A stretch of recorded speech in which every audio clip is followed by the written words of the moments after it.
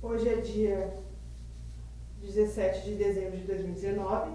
Estamos no estúdio do Laboratório Hipermídias no campus Conceição da USP. A equipe técnica é Eliane Ribeiro. Quem vai entrevistar é Sandra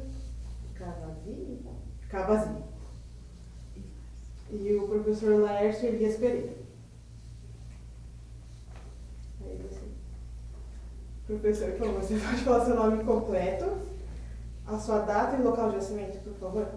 É Vitor Matsudo, nasci em São Paulo, dia 26 de fevereiro de 1949. Bom, Vitor, nós estamos aqui hoje para falar um pouquinho da memória de São Caetano e particularmente da memória do esporte e desse vínculo que você teve ao longo da sua vida, da sua história com São Caetano e com a construção desse movimento esportivo em São Caetano. Então, trata-se de uma história oral, de vida, e de uma história temática também, que é o esporte de São Caetano.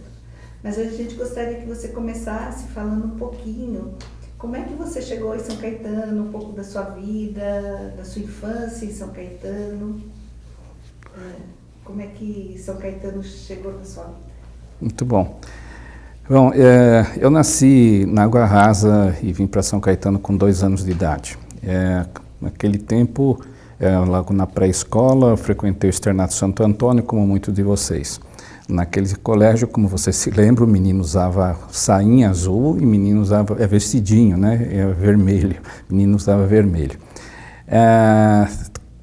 Desde criança eu gostava muito de jogar bola. Então talvez seja o vínculo que eu era alucinado por jogar bola. Tanto eu jogava bola de manhã, de tarde, de noite, queria ser jogador de futebol. Enfim, interessante que,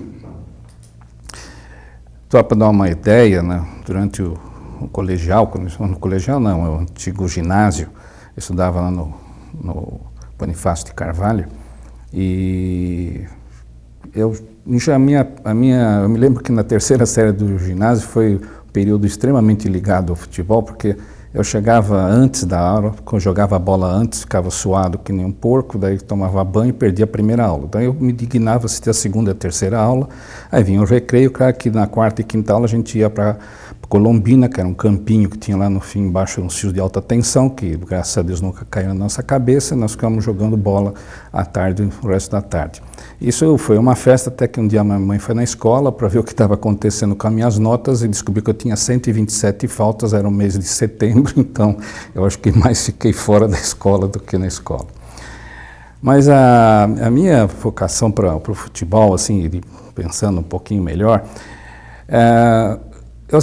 teve a Olimpíada de Tóquio, e a Olimpíada de Tóquio me chamou muita atenção. Nossa, aquilo parecia uma coisa do outro mundo para mim, quando vi aquele negócio. E eu falei, eu tenho que dar um jeito de ver um negócio desse, de participar disso. Como eu jogava bola, e eu não jogava relativamente bem, surgiu uma oportunidade, né? Porque eu falei, bom, o Pelé tem hoje talvez 8, 10 anos mais que eu, quando eu chegar com a idade dele, eu vou estar na seleção brasileira, eu vou para esse tal de Olimpíada, eu vou jogar nessa Olimpíada. E veio aí uns olheiros do Palmeiras jogar, daí eu jogava também num lugar chamado Cocheira, para vocês terem uma ideia do lugar, era uma cocheira de cavalo, realmente, que a gente jogava a bola lá no final da Rua Afonso Pena, na saída do portão da GM, acho que portão 2 ou 3. E vieram jogar bola, falaram comigo para me levar para o Palmeiras jogar no Palmeiras. Eu cheguei para o meu pai, todo animado, à noite, falei, pai, amanhã vem uns diretores aqui do Palmeiras falar com o senhor para poder jogar bola no Palmeiras. Meu pai olhou, como todo oriental, educação em primeiro lugar, o segundo educação e terceiro as 2 anteriores, né? Então ele chegou para mim e falou, muito bem, você vai jogar bola de manhã, de tarde, que hora você vai estudar? Aí eu olhei e falei, eu acho que é à noite, não? Eu falei meio hesitando assim. Ele falou, você acha que é à noite? Então tá bom, então você pode ir, não precisa mais voltar.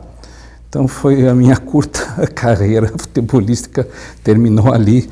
Eu que queria usar aquilo lá para ir para a Olimpíada, meu pai terminou essa minha carreira e de alguma maneira ele acabou indiretamente me dirigindo para outras áreas, né? Acabei fazendo medicina e como médico consegui assistir 7 Olimpíadas, desde médico de seleção brasileira de basquete até como pesquisador, organizador do Congresso dos Jogos Olímpicos, enfim, para encurtar um pouquinho dessa trajetória minha de infância com o esporte. Na faculdade, eu tinha um horário de almoço. No horário do almoço, eu almoçava em 30 minutos, tinha 1h15, 1h30 que eu podia ficar na biblioteca da faculdade, porque eu não vinha para São Caetano, estudava na Santa Casa, então eu ficava lá, e aproveitei, comecei a ler e procurar ver, porque eu via, nesse interregno, nós criamos aqui em São Caetano um clube, né? Um clube muito importante, que eu acho que foi marcante, não só para mim, para toda uma geração de São Caetano, que foi o Tijucuçu Clube. Esse Tijucuçu nasceu bem pelo espírito dos jovens da época. Nós escolhemos Tijucuçu como nome, por quê? Porque os senhores da cidade não tinham nem ideia que Tijucuçu era o nome antigo da cidade, entendeu? Então, quando nós falamos Tijucuçu, o pessoal, acho que olhando pelo meu estereótipo, achava, bom, acho que deve ser um clube de japonês, era o que ele falava. Então, Tijucuçu, então a gente jogava na cara daqueles barões da cidade, falava, que se chamava Sítio do Tijucuçu, o senhor não sabe onde o senhor mora, tal. Então é uma coisa, agressividade própria dos adolescentes. E daí, para marcar bem, nós resolvemos lançar o Tijucuçu numa sexta-feira, 13 de agosto, de lua cheia, entendeu? Para mostrar que nós estamos querendo estourar a boca do balão, realmente, né? E foi em 1965, então 13 de agosto de 65, foi realmente marcante essa geração Tijucuçu, porque nós fizemos muitas coisas, vou me estender um pouquinho mais sobre a Olimpíada, mas eu quero só para marcar o Tijucuçu na geração nossa. Nós tínhamos lá um colega que foi meu padrinho de crisma, chamado Carvalhinho, e o Carvalhinho, numa das sessões solenes de aniversário do Tijucuçu, já mais adiantado, falou, depois que o Tijucuçu já tinha uns 15 anos, falou, o Tijucuçu marcou nossa vida porque nós éramos felizes e nós sabíamos, entendeu? É diferente do que o pessoal que fala que é feliz e não sabia, nós sabíamos, por isso que realmente foi muito legal. Esse Tijucuçu nasceu em 1965, numa época de regime militar no país e que se condenava qualquer tipo de reunião, etc. Nós éramos jovens, queríamos reunir, queríamos discutir um pouco da realidade brasileira e nós resolvemos usar o antídoto, o veneno criado pelos militares da época, que era o esporte é saúde. Então, aproveitando esse slogan, nós resolvemos falar assim, vamos criar uma Olimpíada colegial. Com essa Olimpíada nós vamos poder reunir os colégios, reunir a moçada e poder discutir um pouco de realidade.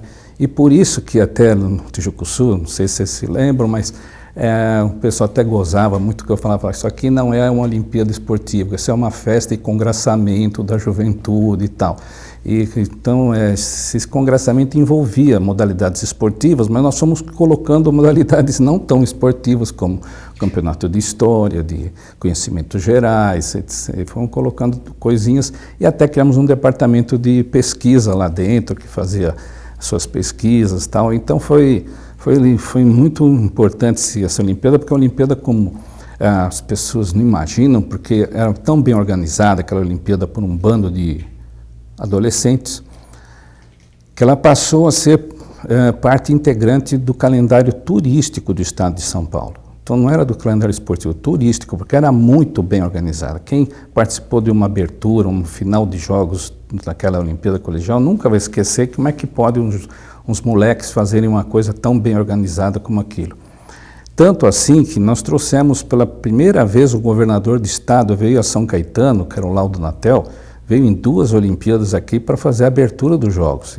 E os jogos eram transmitidos ao vivo pela televisão. Então, é uma coisa absurdamente impactante que um bando de moleques conseguiu fazer essa aventura bem sucedida que foi a Olimpíada Colegial de São Caetano. Em função desse impacto, nós tínhamos sempre... Claro que os políticos gostavam dessa Olimpíada porque tinha um momento de entrega dos troféus. Então, iam todo mundo lá no dia da final, tal, não sei o quê. Daí nós falamos, mas eu me lembro que custava R$124 o primeiro cruzeiro, sei lá o que era na época, com todos os troféus. Aí ficamos pensando e falamos assim, bom, isso não está justo, porque eles vêm aqui no dia da festa, mas eles não ajudam a preparar essas crianças durante o ano. Foi aí que surgiu a ideia de se criar as escolinhas de esporte. Então, as escolinhas de esporte foram o resultado dessa Olimpíada Colegial, que foi, então, com colegas da educação física, assim, os professores que mais se destacavam, né? Porque, é claro, como toda profissão, tem aqueles que são mais negligentes, aqueles mais dedicados. E dentre os mais dedicados, nós tínhamos a Norminha, tinha o Laércio, tinha o Atilano, tinha o Emédio Bom Jardim, e com esse time, a pedido do então presidente da Comissão Municipal de Esportes, o senhor João Luiz Pascoal Bonaparte, que chegou para mim e falou assim, você é o diretor do Departamento de Esportes Colegiais, então você vai criar um plano de, vai criar um plano de esportes para a cidade. E foi com esses colegas que eu mencionei o nome, mas o Cláudio Mussuense, que era o diretor financeiro da Prefeitura de São Caetano, e o Carlos Ventura, que nós conseguimos fazer uma equipe e criar o que foi dado um nome marqueteiro bonito pelo Laércio de Plano Esporte.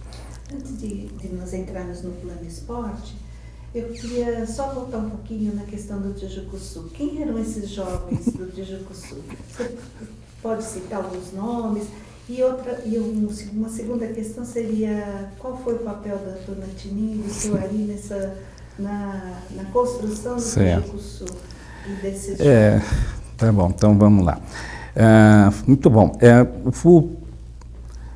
Como vocês imaginam, eu era adolescente bem rebelde, claro que eu tinha meus pais severamente me controlando e tal. Mas interessante que quando eu entrei para o colegial, parece que houve subitamente uma transformação na atitude dos meus pais em relação a mim e a meu irmão. Então, em relação a isso, eles começaram a participar das coisas que nós fazíamos.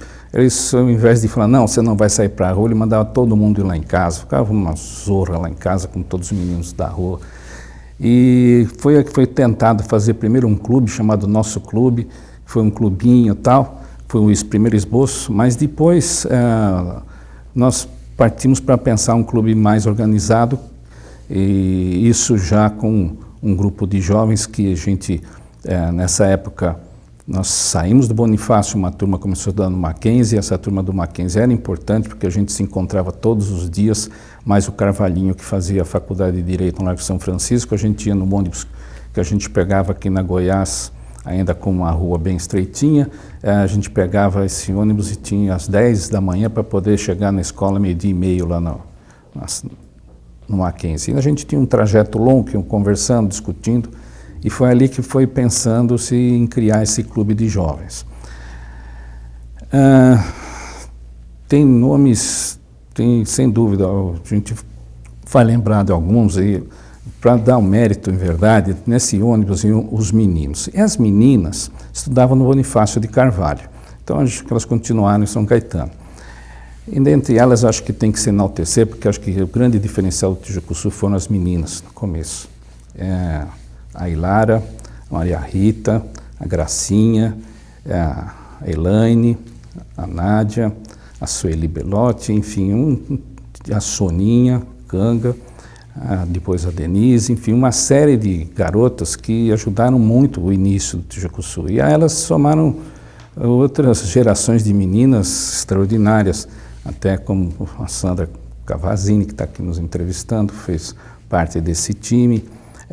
Mas, enfim, voltando lá no início, esse grupo teve realmente eu acho que teve uma inspiração boa lá nos meus pais, né, porque eles conseguiram fazer o meio de campo entre aqueles jovens cabeludos, totalmente doidos tal, e a sociedade de São Caetano, porque eles eram diretores do Lions e eles conseguiram talvez transportar aquela energia toda e numa forma que não colidisse tanto com os meios sociais da cidade e fossem aceitos. E esse grupo começou a se expandir, porque todo mundo queria fazer parte desse tal Tijucuçu. Então, a visão deles de colocar a primeira importância no Tijuco Sul foi um clube tinha uma peninha, que era uma pena da cultura, da caneta, que na verdade era escrita com a pena, né? E as ações iniciais do Tijuco Sul foram na área da educação e da cultura. Nós trouxemos para São Caetano, para vocês terem uma ideia, naquela época, no final de semana anterior à edição do AI-5, nós trouxemos o Plínio Marcos num esquete que nós fizemos no Tijuco Sul. O esquete, eu me lembro o nome, chamava-se Cré com Cré, Lé com Lé, que foi um esquete muito bem transado na nossa cabeça, tal, porque era o grupo de azul com de amarelo, uns eram os progressistas, outros eram conservadores, tal. Claro que nós tomamos uma mijada do Plínio Marcos, falou, vocês não podem ser tão explícitos, isso aí foi muito rudimentar, vocês têm que ser menos... bom, mas enfim, nós trouxemos lá em casa, meus pais sempre incentivando essa área da cultura, pudemos receber diversas vezes o Hamilton Godoy, eles acabaram sendo curadores da Fundação das Artes de São Caetano, porque minha mãe sempre levando esse negócio da arte para frente. Eles trouxeram diversos lançamentos de grandes escritores que vieram aqui, o Otacílio Carvalho Lopes, que é um médico que escreveu A Cor do Gosto, e foi feito então uma noite me foge o nome, mas enfim, foi feito o lançamento desse livro. E depois outros, né? Então, além de Hamilton, me lembro lá em casa está o Geraldo Vandré, entendeu? É um grupo assim nós tínhamos uma casa realmente bem aberta à cultura, e que vocês veem o crescimento que meus pais conseguiram colocar na vida de São Caetano. Eu acho que é um resgate que precisaria ser, até eu agradeço esse comentário, porque o legado que eles deixaram não foi pequeno, não só pela Fundação de Artes. Minha mãe acabou criando até um Museu de Arte e Esporte na FEC do ABC, então, que era a Faculdade de Educação e Cultura. São pessoas extremamente intelectualmente agitadas. Criaram o baile de debutantes, de um lado, trouxeram como é que é o nome do... enfim, o Tavares de Miranda, que era era a Mônica Bergamo da época, fazer a apresentação dos debutantes e tal, mas também trouxeram Plínio Marcos e Geraldo Vandré para a nossa casa. Então foi uma coisa muito importante, acho que eles... na Olimpíada a gente se lembra, né? A gente está lá reunido no Lauro Gomes, aquele frio do caramba, chegava meu pai com um cafezinho às 10 da noite para a nossa reunião e tal. Então acho que eles agasalharam uma geração. Acho que isso aqui eu podia sintetizar. Eles agasalharam uma geração e souberam entender, interpretar as ganas e os sonhos daqueles jovens e tentaram ajudar eles a concretizá-los. Plano Esporte. Plano Esporte. Bom, é muito interessante isso. Acho que você abordou uma coisa importante. A Fundação das Artes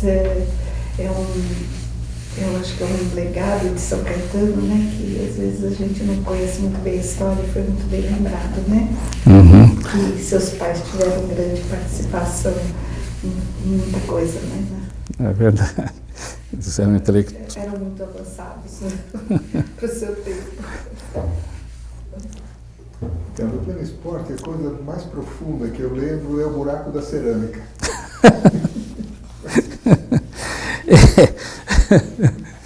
Não, bom, para seguir no lance, o buracão da cerâmica, na verdade, foi uma obra proposta por um prefeito que quis dar uma dimensão mundial para São Caetano e resolveu fazer a maior piscina, na verdade tem um nome técnico, como é que é? A maior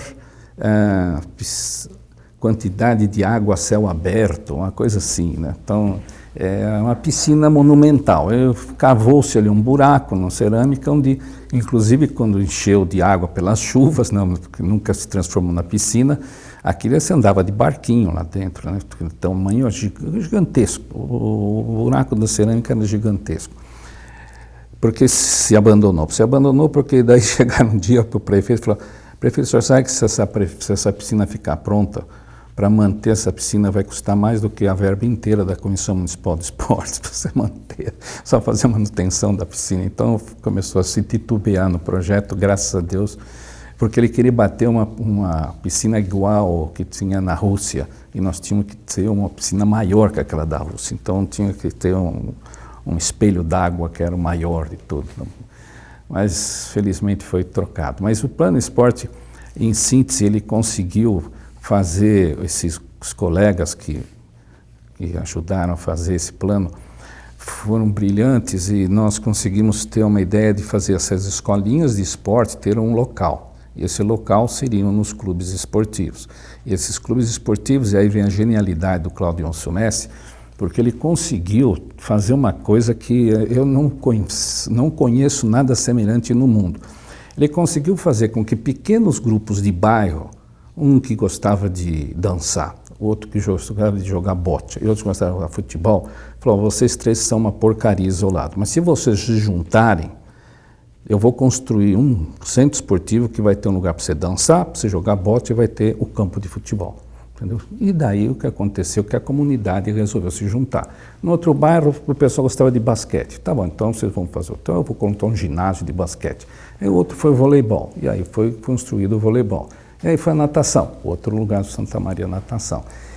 Isso é algo que não conheço, porque ele conseguiu fazer esses centros esportivos, que o Plano Esporte sugeriu que fossem construídos 7 centros esportivos, com o Lauro Gomes no centro, onde as crianças seriam treinadas nesses centros esportivos inicialmente, e os melhorzinhos seriam indicados às equipes principais para treinar no Lauro Gomes, no grande estádio. Essa é a ideia básica do plano de esporte. O prefeito, claro que quando recebeu com a visão política, ele viu aquilo lá, ele já tinha sido processado por ter criado muitas escolas em São Caetano, o Braido, né? Que é uma coisa bem inusitada. O cara pegou um IPM, um inquérito político-militar, por ter criado muita escola. Ele rapidamente ele transformou aqueles 7 centros em 14, entendeu? Então foram 14 centros esportivos criados. E eu acho que isso tem um lado fantástico, porque foi criado e conseguido fazer essa tal de alinhamento, de junção de grupos, tal, e conseguir transformar nos centros que, em verdade, eu acho que aí tem um grande lance de São Caetano e o esporte ter contribuído para o desenvolvimento de São Caetano, porque ali foi construído o tecido social da cidade, porque senão São Caetano seria uma barra funda entre São Bernardo e Santo André e São Paulo, seria um corredor, certo? E nós criamos identidade. Eu acho que a identidade de São Caetano se deve muito ao sucesso desse plano no sentido dos centros esportivos. Por quê? Porque os centros esportivos, no começo, se dedicaram a trabalhar com a ideia de alto rendimento, tal, das crianças, tal, virarem potentes atletas, no qual, inclusive, apareceu a Hortência, para Deus, que deu certo nessa área, mas essas crianças, elas tinham que alguém levá-las para treinar. E, em geral, isso cabia a quem? Ao pai e à mãe estavam trabalhando, eram as avós. Os avós iam lá. As avós, principalmente, porque a avó não liga tanto para essa coisa que sobrava para a avó. E aí surgiu uma coisa fantástica, porque essas avós ficaram lá assistindo e falaram: pô, mas fica assistindo aí, acho que um dia uma viu lá uma bola, uma viu uma peteca, outra viu uma argola, tá? E começaram a brincar, e daí começaram a usar aquele tempo que estavam lá para fazer exercício. E aí alguém falou: não, mas espera, isso está uma bagunça aqui, tem 30 avózinhas aqui, vamos tentar trazer um professor para organizar isso aí. E aí surgiu, né, sem dúvida alguma, outro grande diferencial da cidade, que foi a atenção à terceira idade, usando o exercício, atividade física esportiva, como elemento para angariar esse grupo etário. Isso acho que também se deve, como consequência indireta do Plano Esporte, que foi, acho que uma das coisas muito efetivas, porque é só ver hoje a longevidade da cidade. Em função de São Caetano, tem a população idosa autóctone maior do Brasil. A população idosa autóctone significa idosos que viveram aqui, não é que é um depósito de idosos que nem tem cidades do interior que a pessoa vai para lá depois de idoso. idosa. Não, São Caetano é uma cidade que tem esse título importante, e eu acho que isso mostra que deu condições da pessoa envelhecer aqui, né? Tanto assim que a nossa UTI hoje em dia, diz a Regina Maura, que a idade média da UTI chega a quase 90 anos de idade, entendeu? Então é uma coisa muito importante esse fator que os clubes fizeram. E os clubes conseguiram, com isso, criar uma dinâmica no seu bairro, no Santa Maria, na Barcelona, na Vila Gerte, na Fundação. Então, citei 4 clubes, o Tamoios, o Gisela, enfim, o São José, cada um foi fazendo o seu núcleo. E eu acho que isso daí foi realmente o grande legado do esporte para o desenvolvimento da cidade como tal, porque senão eu acho que nós não teríamos uma vida própria. Acho que São Caetano começou a ter uma vida própria a partir desse sucesso que foi o Plano Esporte e a consequente desenvolvimento do trabalho com os idosos para a cidade.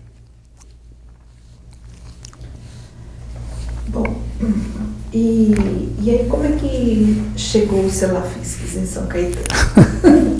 De onde surge o Lafisques primeiro?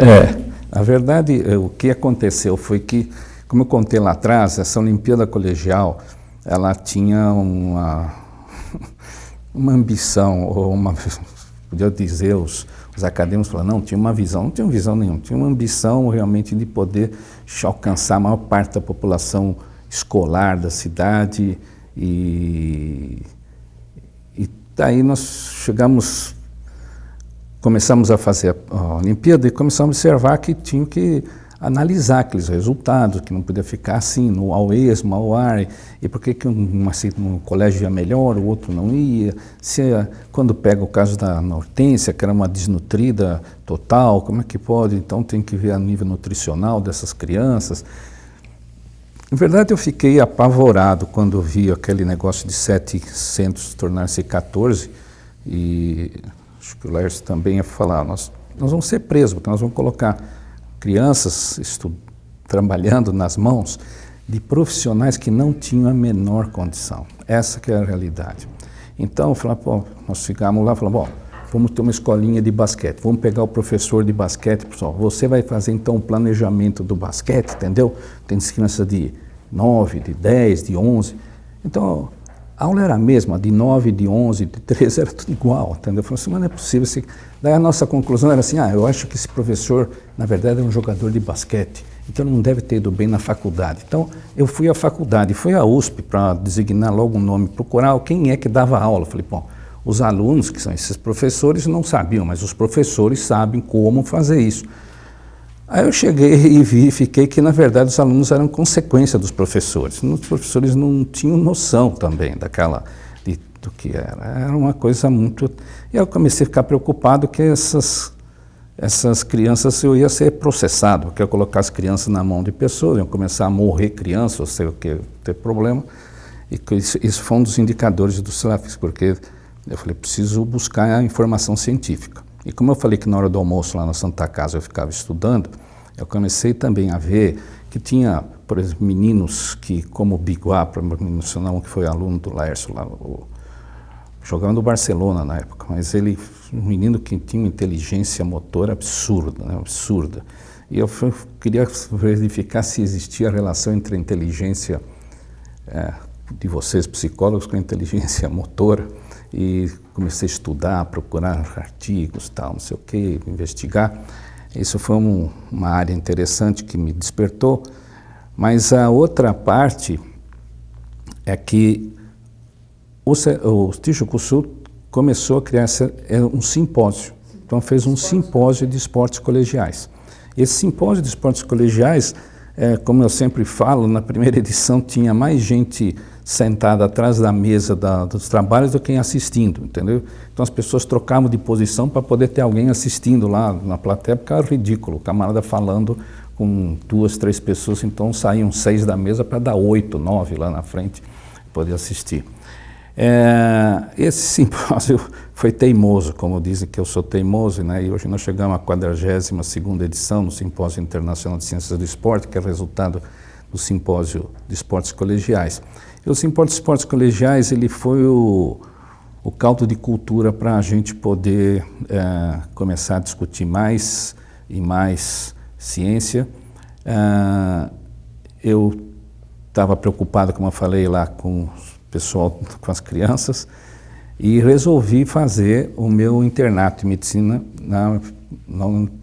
nos Estados Unidos, porque eu era a referência na época na área esportiva. Então fui para os Estados Unidos e, por sorte, sempre tem que ter sorte na vida, eu caí numa super universidade e com um super orientador que conseguiu me mostrar a diferença entre ciência e tecnologia, porque em geral os brasileiros iam para lá e traziam tecnologia e não sabiam o que era ciência, e foi com o Dr. Massey, e foi muito bom porque quando eu voltei desse estágio lá, em que vou até contar, se me permitirem, uma história que para vocês verem como esse homem era extraordinário. Na época se falava de aeróbico e tal. Ele falou, você está animado com isso? Tá bom, entra aqui no carro, vamos sair. Ele me saiu do campus, fomos indo lá para uma área rural, tal, parecia um touro enorme, bonito. Ele olhou, parou o cara e falou, está vendo aquele touro ali? Eu falei assim, sim. O que você acha da saúde dele? Pô, fantástico. Falou, nunca correu. Então, ele acabou o aeróbico meu em 2 minutos. Falou, pô, então cresça e apareça, né? Vamos discutir melhor a coisa, não é tão simplista assim. Bom, então voltando para o Brasil, o seu Bonaparte me fez uma surpresa. Ele falou, entrou lá no Lauro Gomes, embaixo da arquibancada da natação, tinha uma portinha, tinha uma salinha, ele abriu uma porta e falou, abriu lá, tinha uma bicicleta ergométrica da Funbeck, ele falou, aqui está teu laboratório, você pode começar aqui um laboratório para São Caetano, que vocês viram tanto falando que precisa de pesquisa aqui no Planesport, que precisa pesquisar essas crianças. E foi assim que começou o Laboratório de Aptidão Física de São Caetano do Sul, LAFISCS, que se transformou em CELAFISCS em função do aprendizado que nós tivemos com as transições políticas na cidade, porque quando saiu o grupo do Bray, do Cláudio Mussumessi, onde o LAFISCS surgiu, apareceu um grupo incrível.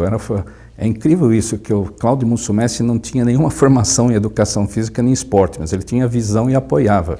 Daí veio um grupo que tinha professor de educação física na direção, tal, não sei o quê.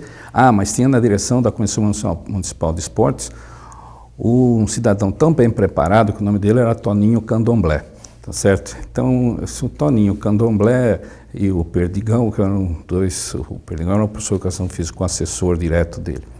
E daí eles resolveram acabar com o CELAFISCS, porque era uma coisa da gestão anterior, e eles resolveram demitir todas as pessoas do CELAFISCS, menos eu, não sei por que razão, acho que eles ficaram com delicadeza comigo, mas eles chegaram e falaram, doutor, agora o senhor não tem mais ninguém, o senhor vai continuar com essa porcaria? Eu falei, bom, nesse período eu procurei o apoio de um contato com o prefeito e convidei o prefeito para ir no CELAFISCS. E daí apresentamos para o prefeito o que o CELAFISCS fazia.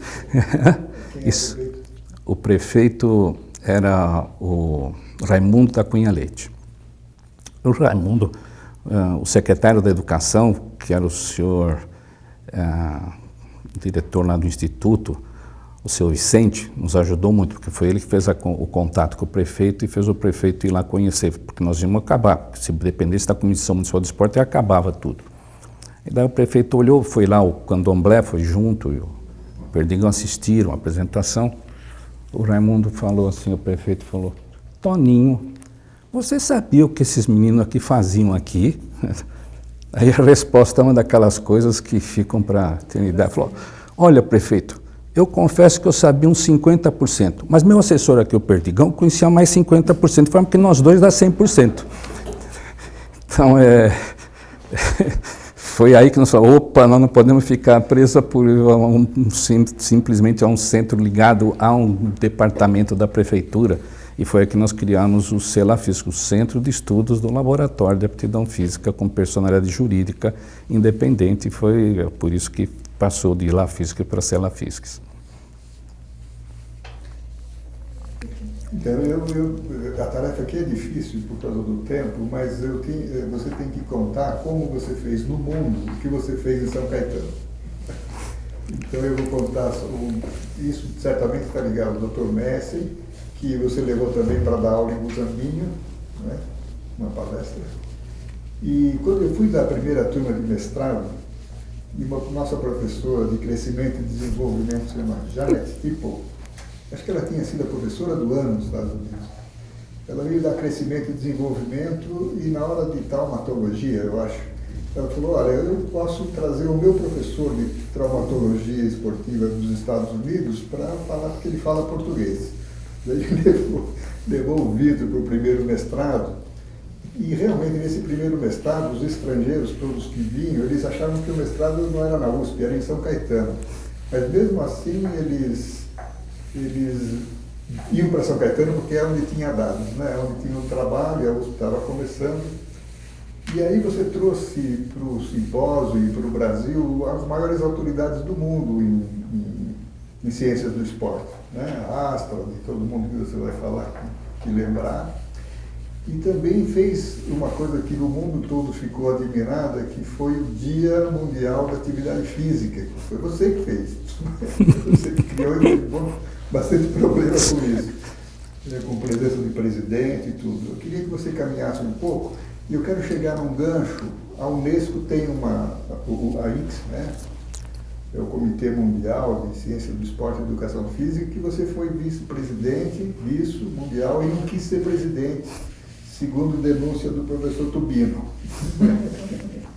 Eu queria que você fizesse uma trajetória, passando também pela criação do Colégio Brasileiro de Ciência do Esporte, essa ligação internacional, a chegada à Organização Mundial de Saúde, e no meio disso tudo teve um programa que ia ser nacional, depois do escândalo brasilienses, acabou, federais, né?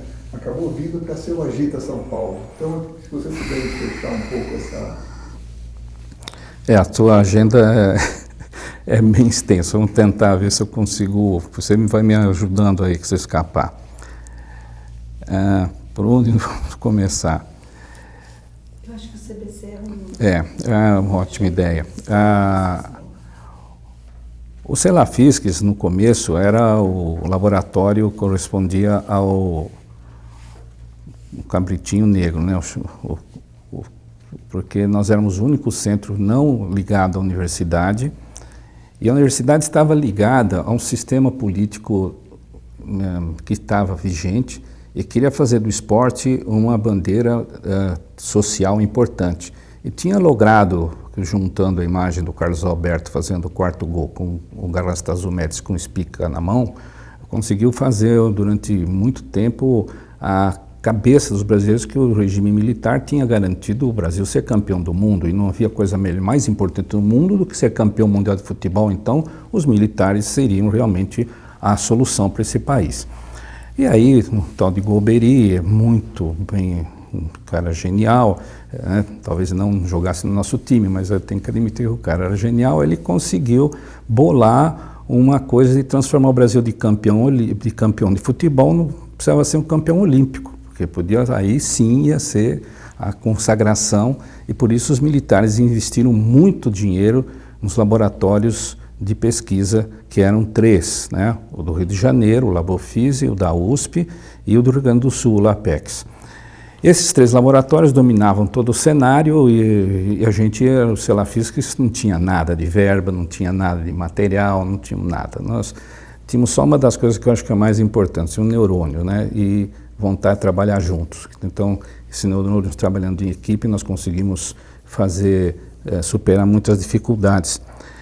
E começamos a ter uma proposta brasileira. Falei, vem cá, vocês querem procurar atletas, vocês não sabem nem quanto que é a altura de um brasileiro, não sabem nem quanto ele salta, nem quanto ele corre, nem quanto que ele tem de potência aeróbica. Como é que vocês vão poder saber o que é um atleta? Precisa saber primeiro o que é normal para poder falar ser atleta. E aí nós começamos a fazer toda uma linha de investigação que foi entusiasticamente recebida por diversos colegas do Brasil, inclusive alguns desse laboratório do Rio de Janeiro, lá o Cláudio Gil, o Paulo Sérgio Gomes, que trabalhavam lá, e que começaram a verificar que essa talvez fosse uma linha alternativa muito importante. Daí nós tivemos alguns colegas de outros centros também nesse congresso de Pernambuco, que foi a primeira vez que o Celafisques foi como instituição para um congresso. É um congresso que marcou a época, porque nós éramos, acho que 9 integrantes, nós tínhamos direito a 3 apartamentos, então ficaram lá 2 apartamentos. Então ficava todo mundo montado lá, escondendo do porteiro quem entrava, quem saía, enfim, uma coisa bizarra. Mas essa ida ao Congresso mostrou que aqueles grandes laboratórios tinham o que apresentar em termos de revisão literária, alguma coisa assim, mas quem tinha dados éramos nós, entendeu? Então nós começamos a mostrar os dados e esse daí contagiou muitos colegas e daí se resolveu criar uma instituição, mas também tinha uma outra vertente importante, porque até então essas reuniões científicas eram organizadas pela medicina esportiva. Então os congressos, na verdade, de medicina esportiva é que carreavam a atenção de todos, tanto que esse de Recife era um congresso de medicina esportiva. Só que nesse congresso de medicina esportiva, a maior parte dos participantes não era médico, era professor de educação física. E não era justo, na minha visão, que os professores mantinham uma instituição de médicos, na verdade. Então, foi aqui que começou a fazer uma grande discussão se a medicina esportiva poderia abrir as suas portas para receber os professores de educação física em pé de igualdade. Tá? Depois de muita discussão, houve um simpósio aqui em São Caetano, que o presidente da Federação Brasileira de Medicina Esportiva estava presente, que era o Rubem Pimenta, e ele veio a falou, olha, tem uma grande novidade, nós vamos mexer no nosso estatuto, nós vamos admitir os professores de educação física na nossa instituição, porque vocês estão pensando em fazer uma instituição à parte, não precisa, porque vocês vão tal. E realmente foi importante o que ele falou, mas aí um cidadão que era bem atento a esses detalhes levantou a mão e perguntou: professor, esses professores vão poder ser eleitos também? Ele falou: não, isso de jeito nenhum. Esse professor é o Laércio, né, que fez essa pergunta, que foi chave na mudança da nossa questão. Tá bom, então se não pode, nós vamos criar o Colégio Brasileiro de Ciências do Esporte, que isso aconteceu acho que numa sexta-feira, um sábado aqui na FEC, e daí nós fomos no sábado à noite lá para São Sebastião e fundamos o colégio num domingo, lá na minha casa, na praia. Mas o artífice dessa mudança aí foi o Laércio, que fez a pergunta-chave para poder mudar a história do Brasil. E um simpósio importante em termos até internacionais, porque tinham pessoas importantes da área nesse simpósio. Escolar. O Baror, né? Tinha o Carter, né? Tinha o Carter do somatotipo de Rhys Carter. Naquela época nós já éramos bem audaciosos de convidar gente bastante importante. E como o Lércio falou, acho que outro dia nós estivemos fazendo uma coleção, é impossível dizer aqui de todos, mas ele lembrou o Astrand,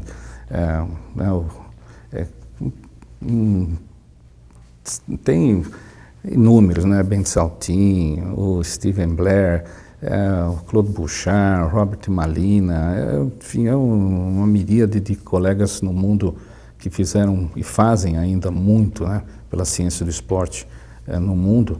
E até o depoimento que a gente tem de grande parte da comunidade científica brasileira, que muitos deles, vou citar o Lancha Júnior, ele fala: meu maior orgulho é que o meu primeiro trabalho foi apresentado no simpósio de São Caetano. E a grande parte da comunidade científica brasileira, na nossa área, todos apresentaram a primeira vez no simpósio de São Caetano.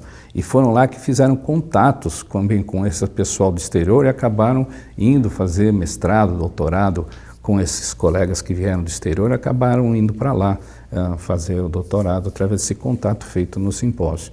Então, uma coisa interessante também do simpósio. Mas indo na tua história, então,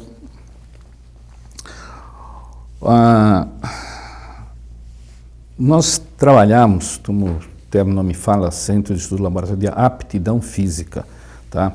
E nós trabalhamos nessa linha durante muitos anos. Até que, em 1985, começou a aparecer informações interessantes da área de atividade física, que ninguém falava em atividade física. Todos nós éramos fisiologistas com objetivos de análise de aptidão física. E mostrar que a relação de movimento humano com saúde passava muito mais por atividade física do que por aptidão física, que é uma coisa importante, mas ela é geneticamente determinada, em muitos casos em até 50%, 60%, 80%. Então, o que nós, como educadores, poderíamos fazer pela saúde dessa pessoa era muito pouco, porque ele podia estar determinado geneticamente que iria ser bom ou ruim, independente do nosso trabalho. Mas a atividade física, não. Isso, se eu conseguisse mudar o comportamento de uma pessoa, eu conseguiria, não precisando fazer tanto esforço, eu conseguiria dar saúde para ela.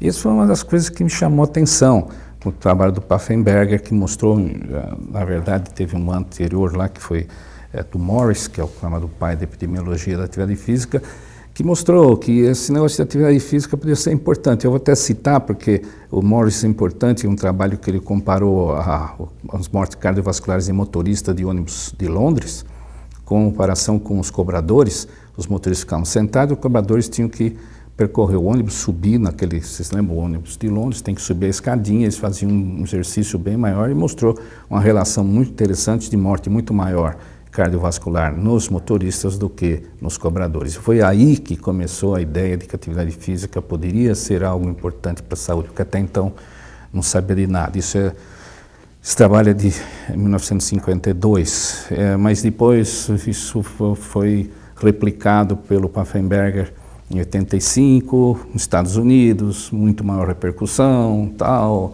e foi por aí que nós começamos a nos entusiasmar. E em 96 foi o ano que foi pela primeira vez, então tinham diversas propostas. Olha, precisa fazer meia hora, precisa fazer 50 minutos, precisa fazer uma hora, precisa ser não sei o quê. Isso tudo foi analisado e foi publicado um trabalho maravilhoso em 1995 no JAMA.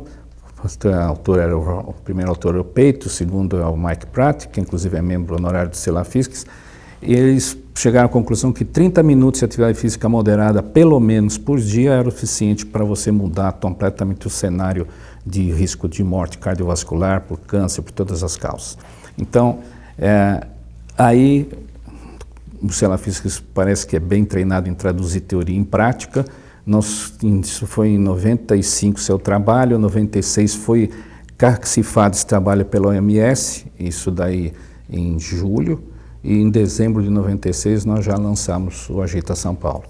Então o Agita São Paulo foi um programa que tem alguma coisa que vale a pena trocar aqui com vocês, porque como nós éramos médicos e queríamos falar, então o nosso programa inicial chamaria Exercício e Saúde, entendeu? Secretaria de Estado da Saúde, Exercício e Saúde e tal.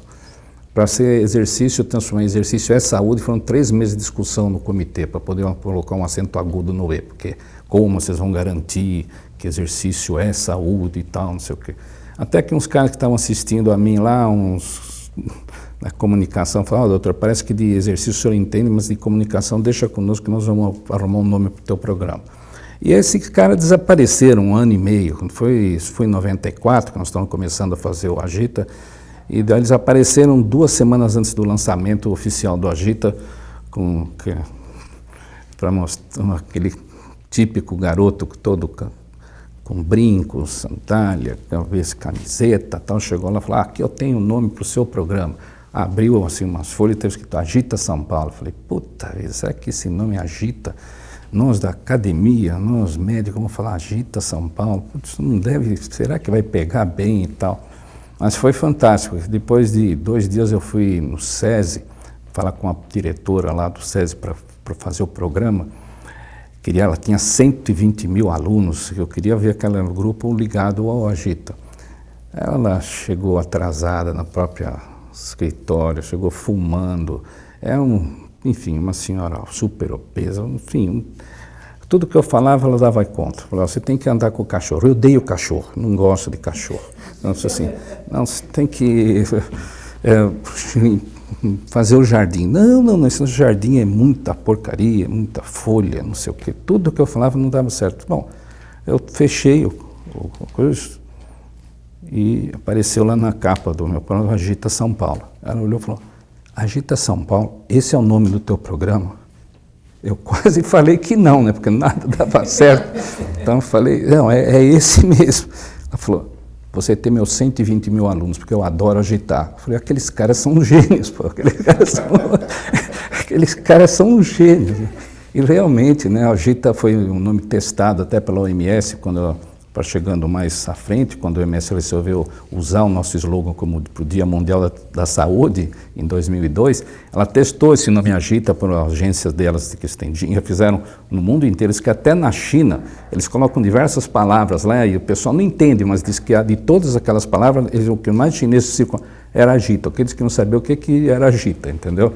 Então, Agita realmente é um nome interessante, porque depois eu aprendi com o pessoal que Agita é uma palavra forte, porque começa com A e acaba com A, entendeu? E toda palavra que começa com A e acaba com A, chance de sucesso é total, como América, África, Ásia, entendeu? Então é tudo, eu não entendo nada disso, eu aprendi com o pessoal da comunicação, com uma moça ali. Tá? E daí conseguimos. Bom, a Agita teve algumas coisas importantes. Nós aprendemos muito com a mídia, com o pessoal de marketing social. Isso foi, nós tivemos que nos curvar, aprender com eles e trazer tudo o que a gente fazia de ciência, usar o marketing social para usar. É 30 minutos? Tá bom, vamos usar um reloginho como mascote do programa. Ah, precisa ter prazer? Põe um sorriso nesse mascote, entendeu? E assim foi indo, as coisas foram todas criadas baixo uma relação da ciência com o marketing social, e acho que isso foi um dos segredos do Agita. Conseguimos de cara um impacto muito grande na Organização Mundial da Saúde, que deu força, mas esse impacto também nos ajudou a exportar primeiramente para a Colômbia, que foi o primeiro país a usar o Agita, que nos contratou para ir lá em Bogotá.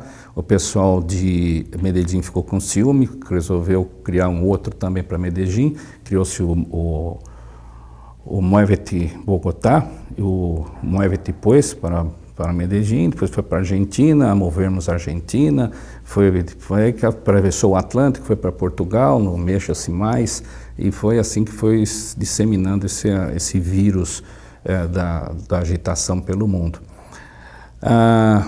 Esse impacto foi reconhecido pela Organização Mundial da Saúde, que em 2002 resolveu dedicar o Dia Mundial da Saúde para a atividade física e combate ao sedentarismo. E eles usaram, o slogan escolhido foi Agita Mundo, Move for Health, entendeu? Então, Agita Mundo, Move for Health foi um slogan que a doutora Gro Brundtland, diretora-geral da OMS, adotou, e pela primeira vez na história do Dia Mundial da Saúde, uma diretora mundial da OMS sai de Genebra e vem para o terceiro mundo para celebrar o dia aqui, que é a doutora Gro veio a São Paulo, e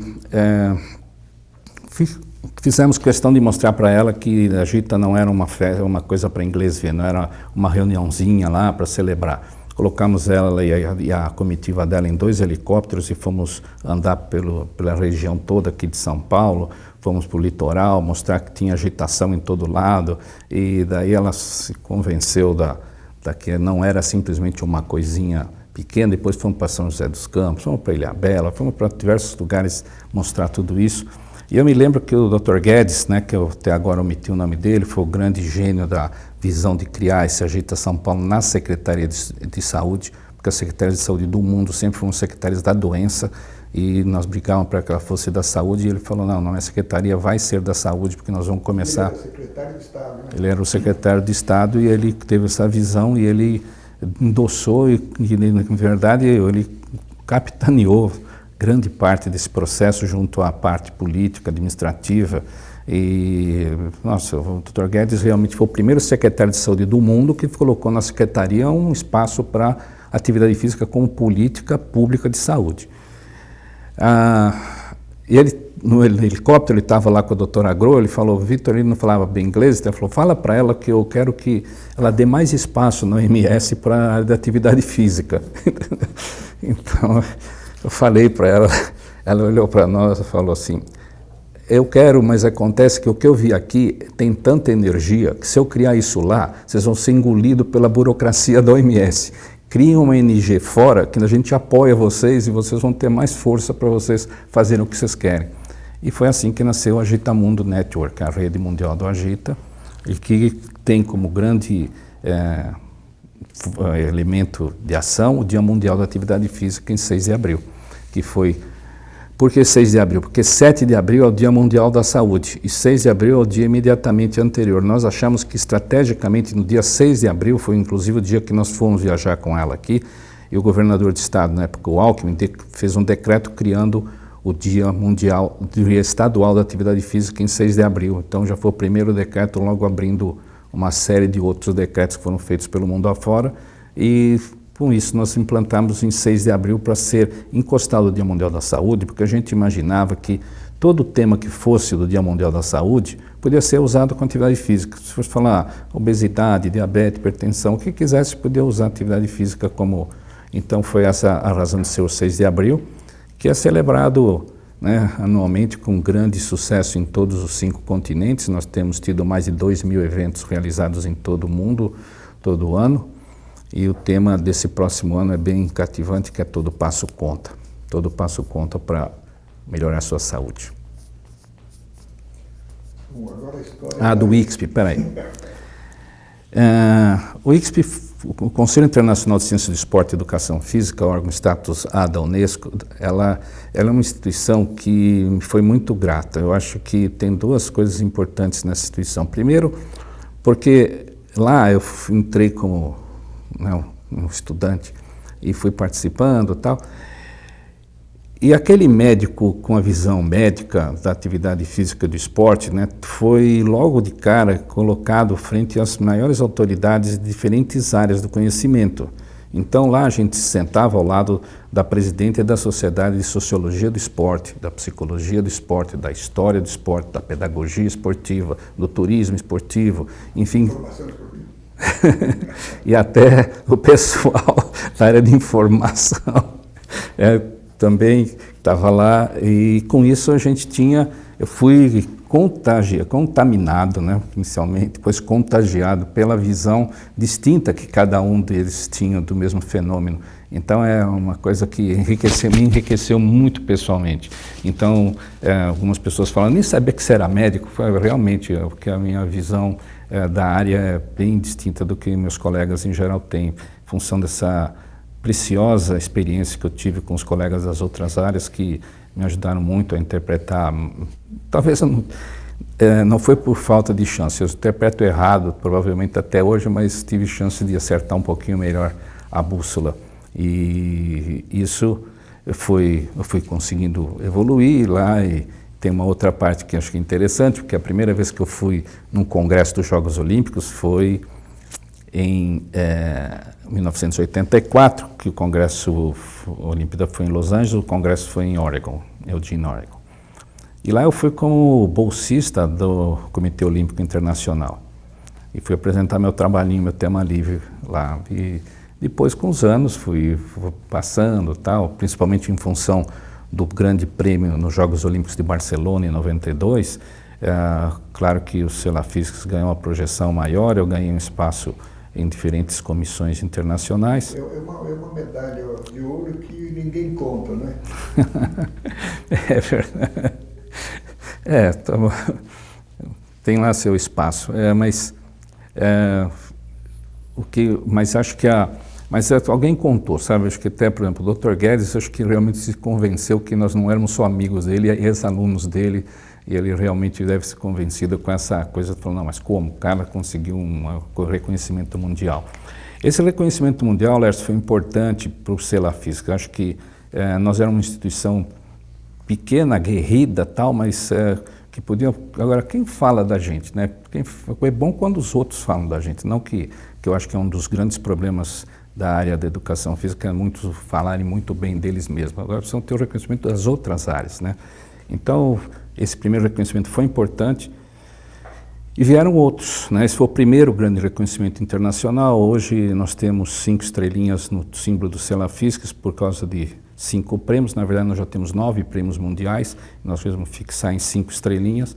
E acho que esse reconhecimento mundial é o melhor, é uma das coisas que mais traduz que o nosso trabalho teve alguma valia, né? Então, o trabalho que a Sandra fez lá na psicologia, que você ajudou lá no começo com Santa Maria, enfim, todo isso daí acho que esse reconhecimento foi muito interessante.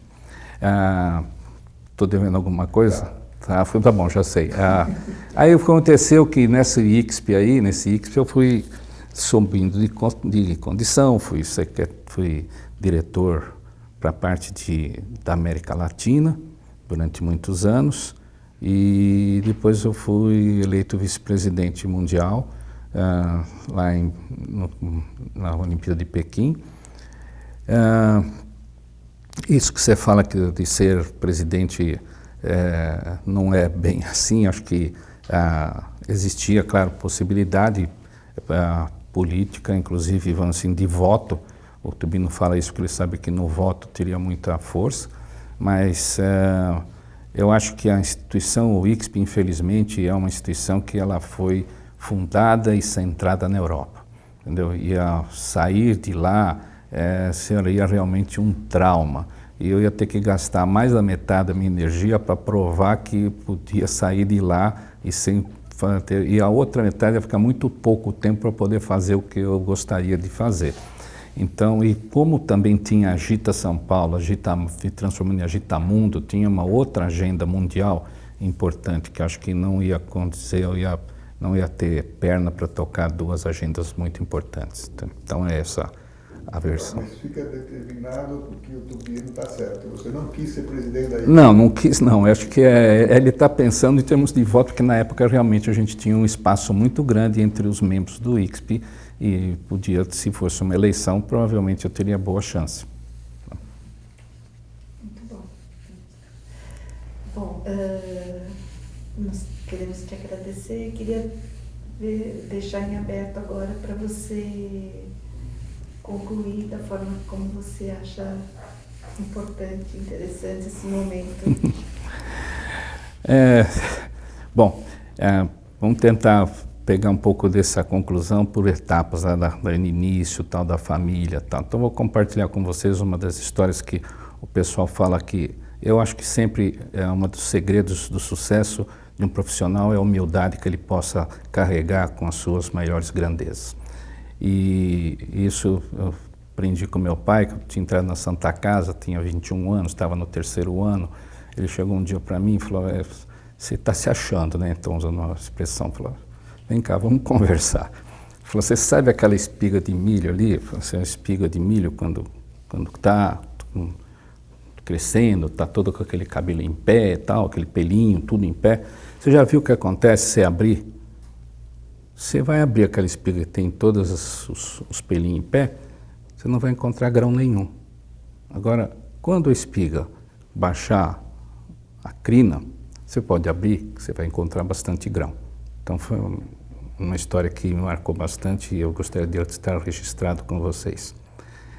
A outra coisa que eu gostaria de estar registrado é que a gente sempre falou nos 5 Cs do Selafisques, que eu acho que é um norte que também posso compartilhar nesse depoimento, que acho que, o segredo de um sucesso profissional depende de competência e dedicação. Acho que essa equação todo mundo conhece. E acho que nessa competência e dedicação, eu lembro de 5 Cs que, na minha opinião, são fundamentais. O primeiro C é de conhecimento, tem que ter competência, certo? Porque sem competência você vai reproduzir mediocridade.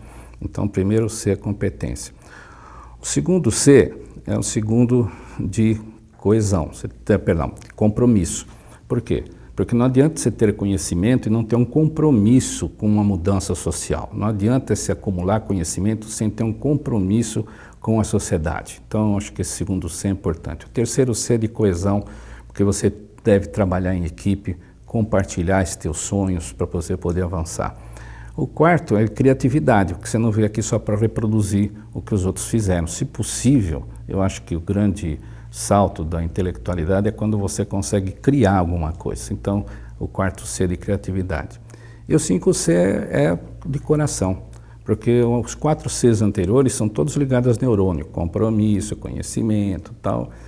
E o quinto, eu acho que é o que faz a diferença, porque neurônio nós temos em diversos lugares, sucesso não temos em todos. E acho que quem conseguiu sucesso é quem conseguiu colocar paixão no que faz.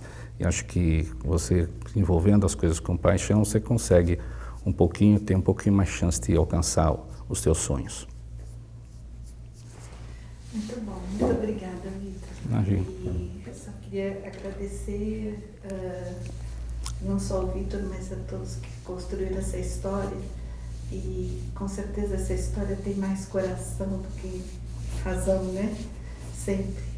Por isso que ela deixa um legado tão grande, não só para São Caetano, mas para o mundo, né? Obrigado, Sandra. Acho que legal. Obrigado pela oportunidade de compartilhar com vocês essa experiência única que eu nunca tive, que vocês, para variar, me propiciaram hoje fazer uma coisa inédita na minha vida. Muito obrigado.